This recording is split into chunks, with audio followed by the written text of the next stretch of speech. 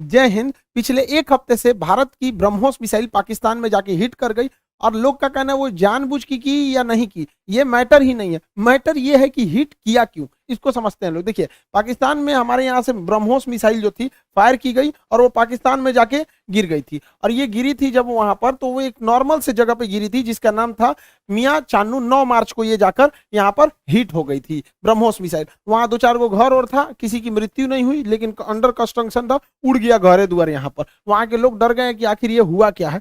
तो उसके बाद वहां पर जो जो inter service public relation officer होते हैं, ISPR, कहीं पे भी देखिएगा तो एक PR ऑफिसर होता है, PR पब्लिक रिलेशन।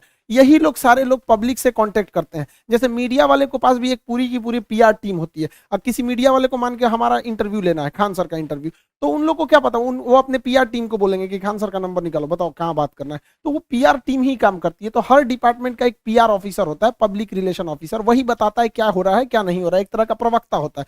तो इन्होंने कहा कि हमारी टेरिटरी में एक पता नहीं अनआइडेंटिफाई कोई ऑब्जेक्ट घुस गया, 4 मिनट तक उड़ते रहा, प्रोजेक्टाइल था, वो आया गिर गया, किसी की जान माल की क्षति नहीं हुई है, हमने उसे पूरी रडार में ट्रैक किया, आके वो यहाँ पे गिर गया। ये इन लोग का स्टेटमेंट था।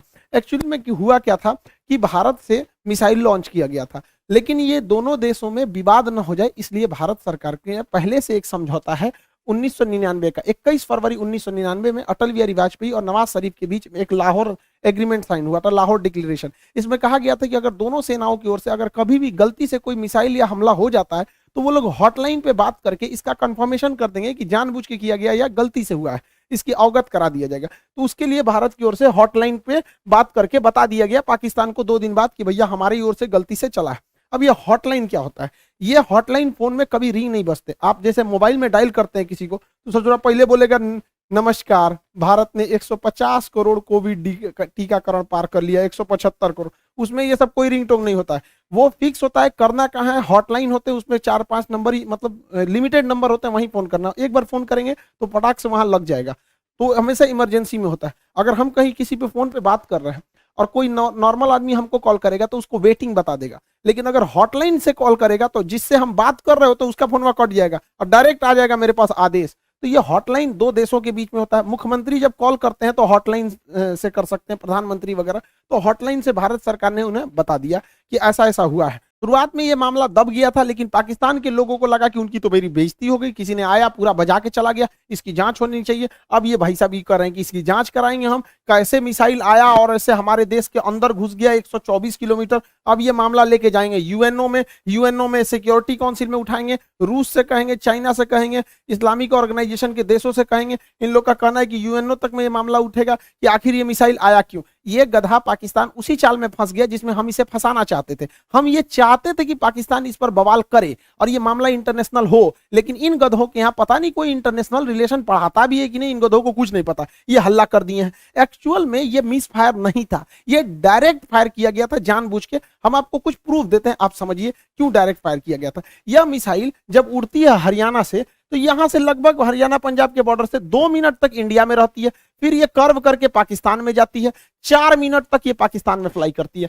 अब ये बताइए, जो मिसाइल ऑपरेटर इसे 4 मिनट तक फ्लाई कर रहा है, तो भारत में जो मिसाइल ऑपरेटर, उसे भी पता है कि वो इंडिया का बॉर्डर छोड़ दिया और पाकिस्तान में जा चुका है। तो पहला बात कि जब वो 4 मिनट तक दुश्मन की टेरिटरी में घुसा कैसे, ये इंडिया वाले को तो पहले से पता था। एक और गलती क्या थी, सेल्फ डिस्ट्रॉइंग सिस्टम होता है। जब कभी भी मिसाइल अपने रास्ते से भटकता है तो उसे मिसाइल के अंदर ऑटोमेटिक डेटोनेटर लगा होता है जो मिसाइल को रास्ते में ही ब्लास्ट कर देता है, जिससे कोई नुकसान नहीं होता है। तो किसी भी मिसाइल को मारने से पहले उस मिसाइल का एक ऑपरेटर रूम होता है, उस ऑपरेटर रूम से उस मिसाइल को फायर किया जाता है। फायर करने के बाद वो ऑपरेटर इस मिसाइल को रडार पर देखता है, अगर रास्ता भटकता है तो सेल्फ फायर कर देता है। इस मिसाइल को सेल्फ फायर नहीं किया गया, बल्कि ऑपरेटर चुपचाप देख रहा था, मजा मार रहा था कि घुस गया है पाकिस्तान में चला गया है 124 किलोमीटर तक। तो एक ये दूसरा प्रूफ, और भी कई सारे प्रूफ हैं। तो समझिए कैसे ये नक्शा पाकिस्तान ने जारी किया, हमने ये जारी किया पाकिस्तान ने। इसमें जो तीर का निशान है ये दिखा रहा है मिसाइल किस तरह आया और कैसे ये यहां से जाकर यहां मियां चन्नू पे जाके गिर गया। यहां पर देखिए कैसे मिसाइल ने सबसे पहले अपने से अगर मिस फायर होगा तो सीधे जाएगा, अपने से मिस फायर होगा तो सीधे। ये टर्न नहीं मार सकता है अपने से, माल फंक्शन की वजह से, गड़बड़ी की वजह से 90 डिग्री का कर्व नहीं मार सकता जब तक उसको पाथ फाइंड नहीं किया गया होगा, पहले से नहीं बताया गया हो। तो पहला 90 डिग्री टर्न अपने से नहीं मारा गया होगा। दूसरा, इस मिसाइल में कोऑर्डिनेशन फिक्स था। किसी भी मिसाइल को मारने से पहले उसका जीपीएस लोकेशन कोऑर्डिनेशन फिक्स किया जाता है कि यहीं पर जाना है, लेकिन इसमें कोई बारूद नहीं था। देखिए अमूमन यही होता है कि पहले उसमें बारूद यानी वारहेड भरा जाता है, पहले उसमें वारहेड भरा जाता है, तो इसमें वारहेड था नहीं। जब वारहेड भर दिया जाता है तब उस मिसाइल में फीड किया जाता है कि इस मिसाइल को जाना कहाँ है। तो इस मिसाइल में जाना कहाँ है ये फीड कर दिया गया था, और वारहेड नहीं फीड किया गया था। और जाना भी कहाँ है, मियाँ चन्नू पे। यहाँ ना कोई स्ट्रेटेजिक लोकेशन है, ना कोई सेना का स्कूल है, कुछ भी ऐसा नहीं है।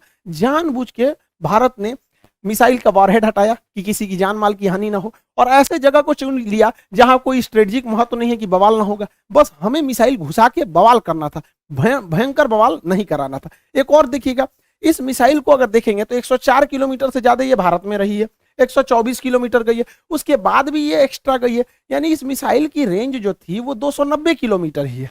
इस मिसाइल की रेंज 290 किलोमीटर, लेकिन ससुराई ब्रह्मोस मिसाइल 320 किलोमीटर कैसे चल गया।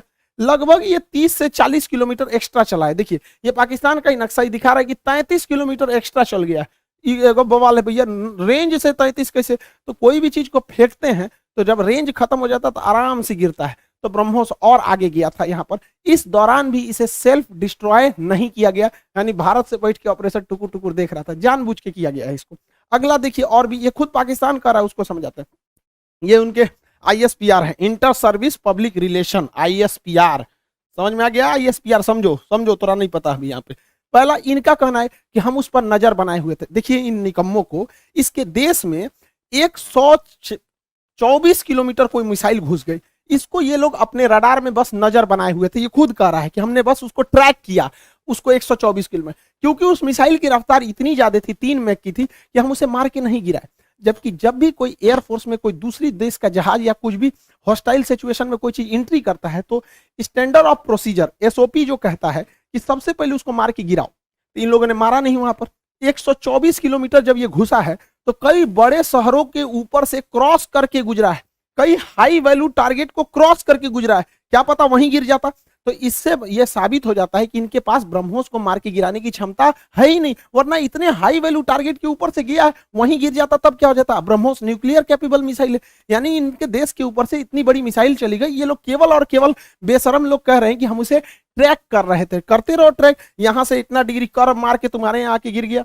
पाकिस्तान इसे मार के गिरा भी नहीं सकता, क्योंकि ब्रह्मोस 3 मैक से चलती है। इसके पाकिस्तान के पास चाइनीज रडार है, इन चाइनीज रडार की हेल्प से इसके पास 2 तरह के मिसाइल क्षमता है। एक HQ-7 है, ये 30 से 40 किलोमीटर की दूर की मिसाइलों को मारता है। एक HQ-9 है, ये लगभग 150 किलोमीटर मार सकता है। ये दोनों चाइना का है। इस सबको पता नहीं चला कहाँ चल गया यहाँ पे, इन सब किसी काम का नहीं। अब इससे चाइना भी घुस आया है, क्योंकि उसका ऑर्डर दे रखा था। चाइना पूरी दुनिया को ऑर्डर दिया था कि भैया हमारा HQ-9 डिफेंस सिस्टम बहुत अच्छा है, ले लो। अब पूरी दुनिया ने उसको ऑर्डर कैंसिल कर दिया कि सोचा तोरा कोने काम का मिसाइल है। भारत का ब्रह्मोस घुस गया है वहां पर, अब ये घुस आया है पाकिस्तान के ऊपर। किसो तो पाकिस्तान इसको कह रहा है तोरा मिसाइल फायर नहीं हुआ तो हम क्या करें। अब फिलीपीन ने ऑर्डर दे दिया था ब्रह्मोस को, अब वियतनाम भी कह रहा है हमको भी चाहिए, इंडोनेशिया कह रहा है हमको भी चाहिए, ताइवान कह रहा है हमको भी चाहिए। अब ब्रह्मोस एकदम जबरदस्त है यहाँ पर। अभी भी किसी को डाउट होता है कि भारत से मिसाइल गलती से छूट गई है, अभी भी मन में डाउट है तो दिमाग लगाइए। हम आपको मिसाइल छूटने के 10 दिन पहले अपना एक वीडियो का छोटा सा क्लिप बना दिखाते हैं, जो यूक्रेन मुद्दे पर बताए थे। उसको जरा ध्यान से देखिए और दिमाग लगाइए, आपको खुद पता चल जाएगा कि भारत ने मिसाइल जानबूझ के मारा था।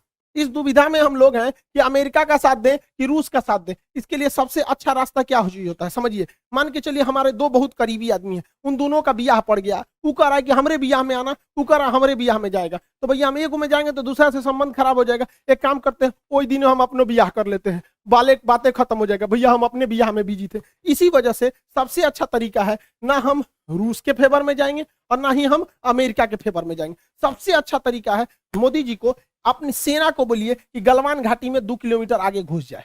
गलवान घाटी में जैसे 2 किलोमीटर आगे घुसेगी, लड़ाई तो करना नहीं है, उलझा के रखना है। 2 किलोमीटर जहां आगे घुसेगी उधर से चाइना वाले घुस जाएंगे, फिर वैसे ही स्टैंड ऑफ हो जाएगा। 2-3 महीना चलेगा, अमेरिका कहेगा हे बोलना रे रूस को, कहे हम कुछ जी करे, हम तो खुदे लड़ रहे हैं चाइना से यहाँ पे, तो हमला दोनों शांत के शांत रहेगा। आपको क्या लगता है भारत को इधर उलझा देना चाहिए कि नहीं देना चाहिए? वरना आप मना करेंगे तो कोई ना कोई देश इस तरह से आपको कहेगा कि भैया हमारा साथ दो, उससे अच्छा हम खुद उलझे हुए हैं, बातें खत्म। अब समझ में आ गया, हम लोगों को इस इंटरनेशनल कचड़ा में नहीं पड़ना था कि रूस का साथ दे, कि यूक्रेन का दे, कि नाटो का, कि अमेरिका का। इसलिए हम खुद बोले थे कि भारत को कहीं ना कहीं हमला कर देना चाहिए, ताकि हम लोग खुद ही इंटरनेशनल प्रेशर से बच जाएं। आज पूरी दुनिया नहीं कर रही है कि आप हमें जेलेंस्की का साथ दीजिए, नाटो का साथ दीजिए, कुछ नहीं कर रहा है। अब हम लोग यूक्रेन मारने से हट गए हैं क्योंकि पाकिस्तान इसे इंटरनेशनलाइजेशन कर रहा है और हम लोग बच गए यहाँ पे। मोदी जी कभी कभी मेरी बात मान लेते हैं, कभी मान लेते हैं कभी कभी, लेकिन बहुत कभी कभी बहुत बवाल के बाद मानते हैं। अभी देखिए पिछली बार रेलवे में पूरा बवाल हुआ, तब जाके उन्होंने अपना नोटिफिकेशन जारी किया, उसमें भी 2-4% इधर उधर करिए दिए हैं वहां पर भी रेलवे वाले में। और एयरफोर्स की वैकेंसी अभी रिजल्ट अभी तक रोक के रखे हैं। भैया ये एयरफोर्स वाले हैं, इन लोग को पढ़ा पढ़ा हम लोग बैठे हुए हैं, भेजिए, उड़ाए सब जहाज, मारे सब यहाँ पर। कितना लोग को हम लोग रोक के रखे यहाँ पर, तो कम से कम एयरफोर्स की तो रिजल्ट हुआ क्लियर करना चाहिए। मान जाते हैं मोदी जी बतिया, जैसे हमला करने वाला कैसे बोले 10 दिन में मान गए यहाँ पर, तो कभी कभी मानते हैं कभी कभी नहीं मानते। अब पाकिस्तान धमकी दे रहा है कि हम इस मिसाइल का रिवर्स इंजीनियरिंग कर देंगे। दूर बैल कहीं का रिवर्स इंजीनियरिंग करेगा, जब भारत ने इतना स्ट्रेटजी बना के मारा था। तो देखिए रिवर्स इंजीनियरिंग में जहाज का मेन चीज क्या होता है, उसका इंजन, पूरा इंजन तबाह हो गया, इंजन पूरी तरह तबाह हो गया। जो सीकर होता है, जो रडार होता है आगे, वो जहाज के अगवे लगा रहता है, वो थुथुर में पूरी तरह से उधिया गया है यहाँ पर। इसका जो सॉफ्टवेयर है, बिना सॉफ्टवेयर का जहाज उड़बे नहीं करता है, बिना सॉफ्टवेयर का मिसाइल नहीं उड़ सकता है, मोबाइल काम नहीं करता बिना सॉफ्टवेयर के। इनके सॉफ्टवेयर कहाँ है? तो अभी भी मिसाइल को देखिए, मिसाइल अपने से डिस्ट्रॉय नहीं हुई है, जानबूझ के इसे छोड़ा गया। तो पाकिस्तान कर रहा है, ये किस धातु का बना है ये हम पता कर लेंगे। रे ससुराल लोल, अगर तुम ये पता कर लेगा किस धातु का है, तो तुम अभी तक बना चुका रहता कि किस धातु का है। धातु पता करके बता, इंटरनेट पे मिलता है, हमरा से पूछ लियो, आके हमसे पूछ लियो। केमिस्ट्री में जब मेटलर्जी चैप्टर पढ़ाएंगे ना, धातु कर्म चैप्टर पढ़ाएंगे, धातु शोधन, सांद्रण, निस्तापन, भंजन, वहीं बता देंगे मेटलर्जी में तुमको। ब्रह्मोस का खोजेंगे लोल कहीं का, कौन सी बचल है ब्रह्मोस में? कुछ नहीं मिलने वाला है। लेकिन हाँ, ये बवाल कहेगा हमने ब्रह्मोस का कॉपी बना लिया, अमेरिका के टॉमहॉक का हमने कॉपी किया था, हमने कॉपी बना लिया। ऐसा कुछ कॉपी नहीं बना पाएंगे, क्योंकि बहुत ही टफ इंजीनियरिंग होती है इसके अंदर। आपका आगे का जो रैमजेट इंजन है ये बर्बाद हो चुका है, फ्यूल सिस्टम बर्बाद हो चुका है, प्रोपल्सन सिस्टम बर्बाद हो चुका है, नेविगेशन सिस्टम बर्बाद हो चुका है। खाली खोपड़िया मिलेगा तो ये बना लेंगे मिसाइल। यहाँ पर गुलेल बनाना है, देख के बना लेंगे, लोल कहीं के यहाँ पर मिसाइल बना लेंगे। और तुम बना, भारत के पास पहले मिसाइल बनाने के बाद परीक्षण केंद्र जो था वो पोखरण में था, यहाँ परीक्षण करते थे, चांदीपुर में परीक्षण करते थे, व्हीलर द्वीप जिसका नाम कलाम द्वीप है उड़ीसा का, इसे करते थे। फिर नया जो था कर्नाटक के चित्रदुर्ग में परीक्षण करते थे। 4 जगह हम लोग का परीक्षण केंद्र था। अभी नया नया 5वां परीक्षण केंद्र खुल गया है पाकिस्तान। अब हम लोग हमेशा कभी कभी इधर परीक्षण करते रहेंगे ब्रह्मोस वगैरह का। और पाकिस्तान का नया सरदर जो है ब्रह्मोस जो है, वो नेवी से तो मार ही सकता है, एयरफोर्स से मार ही सकता है, जमीन वाला तो अभी ये मार के गया है। इसका नया खतरनाक वर्जन ब्रह्मोस 2 आ रहा है, जो 800 किलोमीटर मारेगा। यानी पाकिस्तान में बैठे बैठे पाकिस्तान हेल के, अफगानिस्तान है के, कजाकिस्तान चल जाएगा वहां पर। ब्रह्मोस 2 आ रहा है, इसका बाप है ये ब्रह्मोस का। अभी इसी से नहीं लड़ पाए तो दादा आ रहा है। दूसरा ब्रह्मोस NG आ रहा है, बहुत हल्का रहेगा और बहुत दूर तक मारेगा। तो तुम ससुरे, एक तो तुम्हारे बाप के बस की बात है नहीं रिवर्स इंजीनियरिंग, क्योंकि बचा ही कहाँ है। अगर उस तरह से देखिएगा तो हम तो वियतनाम को, फिलीपीन को बेचे हैं, वही बना ले रिवर्स इंजीनियरिंग। रिवर्स इंजीनियरिंग इतना आसान है तो हम लोग राफेल खरीद के लाए हैं, नहीं बन जाएगा। तुम्हारा रिवर्स इंजीनियरिंग इतना तगड़ा है तो चाहे अमेरिका से तुम F-16 जहाज खरीदे हो, तुम उसको 20 साल से उड़ा रहे हो, अब बैल आज तक तुम अपने जहाज J-17 का एक तो इंजन नहीं बना पाए, कौन सी रिवर्स इंजीनियरिंग करते हो? मनोवैज्ञानिक दबाव बनाओगे कि हमारे पास ब्रह्मोस 2 आ गया, ब्रह्मोस का कॉपी आ गया है, तो जो एकरे बस का कुछ नहीं है। ये बस मेकअप करेगा, चौथे शादी की तैयारी करेगा ये आंटी जी। खैर चाचा है, कोई बात नहीं, हम क्या करेंगे, बैल कहीं का, तुम सुधर जाओ, ऐसा कुछ नहीं होने वाला है यहाँ पर। इसलिए रिवर्स इंजीनियरिंग नहीं हो पाएगी। इसको 1 साल से हम समझा रहे हैं, नहीं समझ पा रहे हैं यहाँ पर। इससे कोई रिवर्स इंजीनियरिंग नहीं होगी। अब आप समझ गए होंगे, भारत ने जानबूझ के मारा था यहाँ पर ब्रह्मोस, इसी बहाने ब्रह्मोस का सक्सेस भी हो गया, डिमांड भी बढ़ गया। और आप लोग का जो बैच था इकोनॉमिक्स था, लगभग इसमें एडमिशन क्लोज हो चुके होंगे इकोनॉमिक्स में, क्योंकि सर्वर में जगह नहीं है। LDC वाला बैच है, इसमें GS भी है, मैथ भी, रीजनिंग भी, इंग्लिश भी। एसएससी सीएचएसएल का है, उसका टारगेट बैच स्टार्ट हो चुका है आप लोग के लिए बहुत जल्दी, अभी आप उसको ऑनलाइन देख सकते हैं। मैथ का क्लास भी पीके सर स्टार्ट कर दिए, पूरा फाउंडेशन से एकदम लो फी रखा गया है। वैसे बच्चों के लिए जो हाई फी नहीं दे सकते हैं, अभी वो 10 दिन क्लास ऐसे करके देख सकते हैं, उसको एकदम नॉमिनल है। जो मतलब हमारा तो पूरा उद्देश्य ही रहता है कि गरीब से गरीब तक को शिक्षा दी जा सके। आई होप आप पूरा इंसिडेंस को समझे होंगे। जिन बच्चों को एडमिशन लेना होगा वो ले लेंगे। मिलेंगे नेक्स्ट क्लास में। जय हिंद।